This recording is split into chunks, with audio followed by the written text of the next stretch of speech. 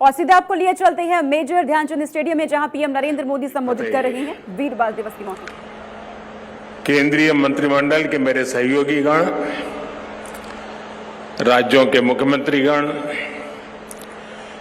विभिन्न सम्मानित संस्थाओं के चेयरमैन और प्रेसिडेंट, डिप्लोमेट्स, देश भर से जुड़े विशेष रूप से इस कार्यक्रम के साथ आए हुए बालक बालिकाएं, अन्य सभी महानुभाव, देवी और सज्जनों, आज देश पहला वीर बाल दिवस मना रहा है। जिस दिन को,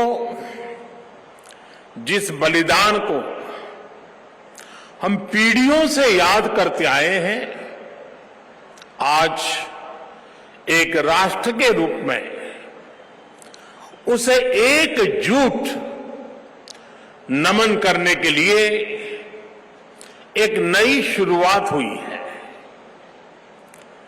शहीदी सप्ताह और ये वीर बाल दिवस हमारी सिख परंपरा के लिए भावों से भरा जरूर है, लेकिन इससे आकाश जैसी अनंत प्रेरणाएं भी जुड़ी है। वीर बाल दिवस हमें याद दिलाएगा कि शौर्य की पराकाष्ठा के समय कम आयु मायने नहीं रखती। वीर बाल दिवस हमें याद दिलाएगा कि 10 गुरुओं का योगदान क्या है, देश के स्वाभिमान के लिए सिख परंपरा का बलिदान क्या है। वीर बाल दिवस हमें बताएगा कि भारत क्या है, भारत की पहचान क्या है। हर साल वीर बाल दिवस का ये पुण्य अवसर हमें अपने अतीत को पहचानने और आने वाले भविष्य का निर्माण करने की प्रेरणा देगा। भारत की युवा पीढ़ी का सामर्थ्य क्या है, भारत की युवा पीढ़ी ने कैसे अतीत में देश की रक्षा की है, मानवता के कितने घोर प्रघोर अंधकारों से हमारी युवा पीढ़ी ने भारत को बाहर निकाला है। वीर बाल दिवस आने वाले दशकों और सदियों के लिए ये उद्घोष करेगा। मैं आज इस अवसर पर वीर साहिबजादों के चरणों में नमन करते हुए उन्हें कृतज्ञ श्रद्धांजलि अर्पित करता हूं। इसे मैं अपनी सरकार का सौभाग्य मानता हूं कि उसे आज 26 दिसंबर के दिन को वीर बाल दिवस के तौर पर घोषित करने का मौका मिला। मैं पिता दशमेध गुरु गोविंद सिंह जी और सभी गुरुओं के चरणों में भी भक्ति भाव से प्रणाम करता हूं। मैं मातृशक्ति की प्रतीक माता गुजरी के चरणों में भी अपना शीश झुकाता हूं। साथियों, विश्व का हजारों वर्षों का इतिहास क्रूरता के एक से एक खौफनाक अध्यायों से भरा है। इतिहास से लेकर किंवदंतियों तक हर क्रूर चेहरे के सामने महानायकों और महानायिकाओं के भी एक से एक महान चरित्र रहे हैं। लेकिन ये भी सच है कि चमकौर और सरहिंद के युद्ध में जो कुछ हुआ वो भूतो न भविष्यति था। ये अतीत हजारों वर्ष पुराना नहीं है, कि समय के पहियों ने उसकी रेखाओं को धुंधला कर दिया। ये सब कुछ इसी देश की मिट्टी पर केवल 3 सदी पहले हुआ। एक और धार्मिक कट्टरता, और उस कट्टरता में अंधी इतनी बड़ी मुगल सल्तनत, दूसरी ओर ज्ञान और तपस्या में तपे हुए हमारे गुरु, भारत के प्राचीन मानवीय मूल्यों को जीने वाली परंपरा, एक और आतंक की पराकाष्ठा, तो दूसरी ओर अध्यात्म का शीर्ष, एक और मजहबी उन्माद, तो दूसरी ओर सब में ईश्वर देखने वाली उदारता, और इस सब के बीच एक और लाखों की फौज, और दूसरी ओर अकेले होकर भी निडर खड़े गुरु के वीर साहबजादे। ये वीर साहबजादे किसी धमकी से डरे नहीं, किसी के सामने झुके नहीं। जोरावर सिंह साहब और फतेह सिंह साहब दोनों को दीवार में जिंदा चुनवा दिया गया। एक और नृशंसता ने अपनी सभी सीमाएं तोड़ दी, तो दूसरी ओर धैर्य, शौर्य, पराक्रम के भी सभी प्रतिमान टूट गए। साहिबजादा अजीत सिंह और साहिबजादा जुझार सिंह ने भी बहादुरी की वो मिसाल कायम की जो सदियों को प्रेरणा दे रही है। भाइयों और बहनों, जिस देश की विरासत ऐसी हो, जिसका इतिहास ऐसा हो, उसमें स्वाभाविक रूप से स्वाभिमान और आत्मविश्वास कूट कूट कर भरा होना चाहिए। लेकिन दुर्भाग्य से हमें इतिहास के नाम पर वो गढ़े हुए नैरेटिव बताए और पढ़ाए जाते रहे, जिनसे हमारे भीतर हीन भावना पैदा हो। बावजूद इसके हमारे समाज ने, हमारी परंपराओं ने इन गौरव गाथाओं को जीवंत रखा। साथियों, अगर हमें भारत को भविष्य में सफलता के शिखरों तक ले जाना है, तो हमें अतीत के संकुचित नजरियों से भी आजाद होना पड़ेगा। इसलिए आजादी के अमृत काल में देश ने गुलामी की मानसिकता के मुक्ति का प्रण फूंका है। वीर बाल दिवस देश के उन पंच प्राणों के लिए प्राणवायु की तरह है। साथियों, इतनी कम उम्र में साहबजादों के इस बलिदान में हमारे लिए एक और बड़ा उपदेश छिपा हुआ है। आप उस दौर की कल्पना करिए, औरंगजेब के आतंक के खिलाफ, भारत को बदलने के उसके मंसूबों के खिलाफ गुरु गोविंद सिंह जी पहाड़ की तरह खड़े थे।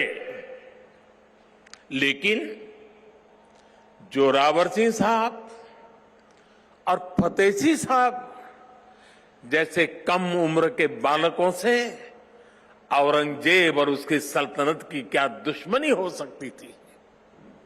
दो निर्दोष बालकों को दीवार में जिंदा चुनवाने जैसी दरिंदगी क्यों की गई?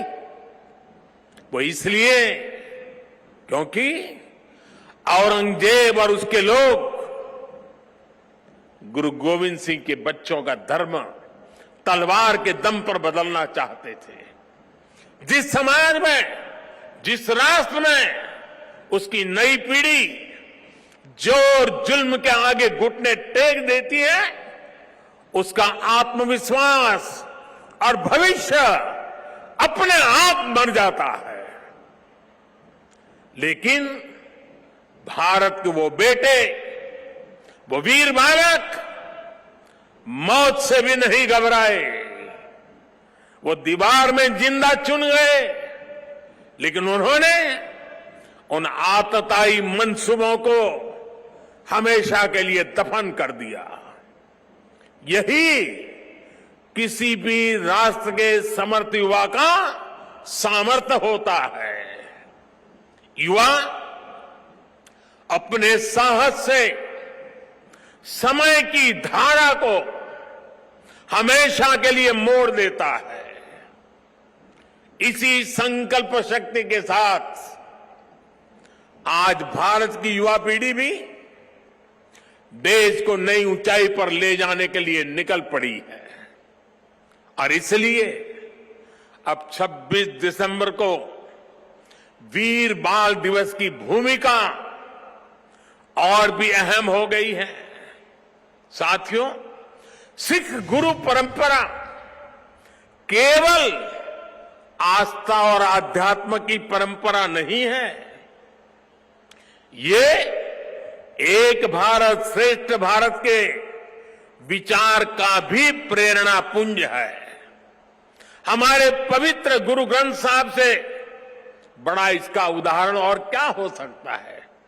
इसमें सिख गुरुओं के साथ साथ भारत के अलग अलग कोणों से 15 संतों और 14 रचनाकारों की वाणी समाहित है। इसी तरह आप गुरु गोविंद सिंह जी की जीवन यात्रा को भी देखिए। उनका जन्म पूर्वी भारत में पटना में हुआ। उनका कार्यक्षेत्र उत्तर पश्चिमी भारत के पहाड़ी अंचलों में रहा और उनकी जीवन यात्रा महाराष्ट्र में पूरी हुई। गुरु के पंच प्यारे भी देश के अलग अलग हिस्सों से थे। और मुझे तो गर्व है कि पहले पंच प्यारों में एक उस धरती से भी था, द्वारिका से, गुजरात से, जहां मुझे जन्म लेने का सौभाग्य मिला है। व्यक्ति से बड़ा विचार, विचार से बड़ा राष्ट्र, राष्ट्र प्रथम का ये मंत्र गुरु गोविंद सिंह जी का अटल संकल्प था। जब वो बालक थे तो ये प्रश्न आया कि राष्ट्र धर्म की रक्षा के लिए बड़ी बलिदान की जरूरत है। उन्होंने अपने पिता से कहा कि आपसे महान आज कौन है, ये बलिदान आप दीजिए। जब वो पिता बने तो उसी तत्परता से उन्होंने अपने बेटों को भी राष्ट्र धर्म के लिए बलिदान करने में संकोच नहीं किया। जब उनके बेटों का बलिदान हुआ तो उन्होंने अपनी संगत को देखकर कहा, 4 मुए तो क्या हुआ, जीवत कई हजार। अर्थात मेरे 4 बेटे मर गए तो क्या हुआ, संगत के कई हजार साथी, हजारों देशवासी मेरे बेटे ही है। देश प्रथम, नेशन फर्स्ट को सर्वोपरि रखने की ये परंपरा हमारे लिए बहुत बड़ी प्रेरणा है। इस परंपरा को सशक्त करने की जिम्मेदारी आज हमारे कंधों पर है। साथियों, भारत की भावी पीढ़ी कैसी होगी, ये इस बात पर भी निर्भर करता है वो किससे प्रेरणा ले रही है। भारत की भावी पीढ़ी के लिए प्रेरणा का हर स्रोत इसी धरती पर है। कहा जाता है कि हमारे देश भारत का नाम जिस बालक भारत के नाम पर पड़ा, वो सिंहों और दानवों तक संहार करके थकते नहीं थे। हम आज भी धर्म और भक्ति की बात करते हैं तो भक्तराज प्रहलाद को याद करते हैं। हम धैर्य और विवेक की बात करते हैं तो बालक ध्रुव का उदाहरण देते हैं। हम मृत्यु के देवता यमराज को भी अपने तप से प्रभावित कर लेने वाले नचिकेता को भी नमन करते हैं, जिस नेत्री नचिकेता ने बाल्यकाल में यमराज को पूछा था, व्हाट इज डेथ, मृत्यु क्या होता है। हम बाल राम के ज्ञान से लेकर उनके शौर्य तक, वशिष्ठ के आश्रम से लेकर विश्वामित्र के आश्रम तक, उनके जीवन में हम पग पग पर आदर्श देखते हैं। प्रभु राम के बेटे लवकुश की कहानी भी हर मां अपने बच्चों को सुनाती है। श्री कृष्ण भी हमें जब याद आते हैं तो सबसे पहले कान्हा की वो छवि याद आती है, जिनकी बंशी में प्रेम के स्वर भी है और वो बड़े बड़े राक्षसों का संहार भी करते हैं। उस पौराणिक युग से लेकर आधुनिक काल तक वीर बालक बालिकाएं भारत की परंपरा का प्रतिबिंब रहे हैं। लेकिन साथियों, आज एक सच्चाई भी मैं देश के सामने दोहराना चाहता हूं। साहबजादों ने इतना बड़ा बलिदान और त्याग किया, अपना जीवन न्यौछावर कर दिया, लेकिन आज की पीढ़ी के बच्चों को पूछेंगे तो उनमें से ज्यादातर को उनके बारे में पता ही नहीं है। दुनिया के किसी देश में ऐसा नहीं होता है कि इतनी बड़ी शौर्य गाथा को इस तरह भुला दिया जाए। मैं आज के इस पावन दिन इस चर्चा में नहीं जाऊंगा कि पहले हमारे यहां क्यों वीर बाल दिवस का विचार तक नहीं आया, लेकिन ये जरूर कहूंगा कि अब नया भारत दशकों पहले हुई एक पुरानी भूल को सुधार रहा है। किसी भी राष्ट्र की पहचान उसके सिद्धांतों, मूल्यों और आदर्शों से होती है। हमने इतिहास में देखा है, जब किसी राष्ट्र के मूल्य बदल जाते हैं तो कुछ ही समय में उसका भविष्य भी बदल जाता है। और ये मूल्य सुरक्षित तब रहते हैं जब वर्तमान पीढ़ी के सामने अपने अतीत के आदर्श स्पष्ट होते हैं। युवा पीढ़ी को आगे बढ़ने के लिए हमेशा रोल मॉडल्स की जरूरत होती है। युवा पीढ़ी को सीखने और प्रेरणा लेने के लिए महान व्यक्तित्व वाले नायक नायिकाओं की जरूरत होती है। और इसलिए ही हम श्री राम के आदर्शों में भी आस्था रखते हैं। हम भगवान गौतम बुद्ध और भगवान महावीर से प्रेरणा पाते हैं। हम गुरु नानक देव जी की वाणी को जीने का प्रयास करते हैं। हम महाराणा प्रताप और छत्रपति वीर शिवाजी महाराज जैसे वीरों के बारे में भी पढ़ते हैं। इसलिए ही हम विभिन्न जयंतियां मनाते हैं। सैकड़ों हजारों वर्ष पुरानी घटनाओं पर भी पर्वों का आयोजन करते हैं। हमारे पूर्वजों ने समाज की जरूरत को समझा था और भारत को एक ऐसे देश के रूप में गढ़ा जिसकी संस्कृति पर्व और मान्यताओं से जुड़ी है। आने वाली पीढ़ियों के लिए यही जिम्मेदारी हमारी भी है। हमें भी उस चिंतन और चेतना को चिरंतर बनाना है। हमें अपने वैचारिक प्रवाह को अक्षुण्ण रखना है। इसलिए आजादी के अमृत महोत्सव में देश स्वाधीनता संग्राम के इतिहास को पुनर्जीवित करने के लिए प्रयास कर रहा है। हमारे स्वाधीनता सेनानियों के, वीरांगनाओं के, आदिवासी समाज के योगदान को जन जन तक पहुंचाने के लिए हम सब काम कर रहे हैं। वीर बाल दिवस जैसी पुण्यतिथि इस दिशा में प्रभावी प्रकाश स्तंभ की भूमिका निभाएगी। साथियों, मुझे खुशी है कि वीर बाल दिवस से नई पीढ़ी को जोड़ने के लिए जो क्विज कंपटीशन हुआ, जो निबंध प्रतियोगिता हुई, उसमें हजारों युवाओं ने हिस्सा लिया है। जम्मू कश्मीर हो, दक्षिण में पुडुचेरी हो, पूर्व में नागालैंड हो, पश्चिम में राजस्थान हो, देश का कोई कोना ऐसा नहीं है जहां के बच्चों ने इस प्रतियोगिता में हिस्सा लेकर के साहबजादों के जीवन के विषय में जानकारी न ली हो, निबंध न लिखा हो। देश के विभिन्न स्कूलों में भी साहबजादों से जुड़ी कई प्रतियोगिताएं हुई है। वो दिन दूर नहीं जब केरला के बच्चों को वीर साहिबजादों के बारे में पता होगा, नॉर्थ ईस्ट के बच्चों को वीर साहिबजादों के बारे में पता होगा। साथियों, हमें साथ मिलकर वीर बाल दिवस के संदेश को देश के कोने कोने तक लेकर जाना है।